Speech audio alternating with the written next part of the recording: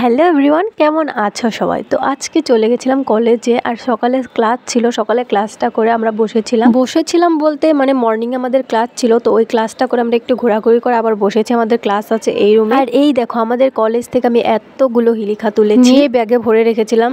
তারপর আমাদের টাইম হয়ে যাওয়ার পর টিচার এসেছিল, আমরা ক্লাস করে বেরিয়ে গেছিলাম। আর আজকের ওয়েদারটা ছিল পুরো মেঘলা মেঘলা, এত সুন্দর লাগছিল কি বলবো। ঝুড়ি ঝুড়ি বৃষ্টি পড়ছিল। তারপরে এই দেখো, না আর বললাম না, আর দেখতে দেখতে ভালো জোরে বৃষ্টি পড়ছিল। বাই দ্য ওয়ে গাইস, আজকে ছিল ডেমোক্রেসি ডে, আর আমি এটা কলেজে গিয়ে জানতে পারলাম। তারপরে চলে গেলাম সেমিনার হলে, আমাদের মিটিং স্টার্ট হবে কিছুক্ষণের মধ্যে। বেসিক্যালি কলেজে কোনো মিটিং হলে বা কোনো প্রোগ্রাম হলে আমি ওখানে থাকি না, কারণ প্রচুর বোরিং লাগে। আমরা মিটিং কোনোদিন অ্যাটেন্ড করি না, কিন্তু আজকে এটা একটু ইম্পর্টেন্ট ছিল। চলো গাইস, আমাদের প্রোগ্রাম স্টার্ট হয়ে গেছে।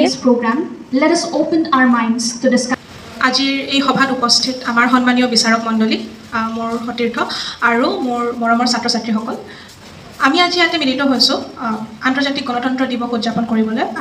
ডেমক্ৰেচি এণ্ড অপৰচুনিটিজ এনেকুৱা ধৰণৰ যে সংবাদ মাধ্যমসমূহে জনসাধাৰণৰ মাজত এইখিনিয়ে কৈ মই মোৰ বক্তব্য সামৰণি মাৰিছোঁ। ধন্যবাদ। ধন্যবাদ Raihan. Next participant Islamuddin Ahmed. Democracy that touches the life of every citizen. As we all know, democracy means the government of the people.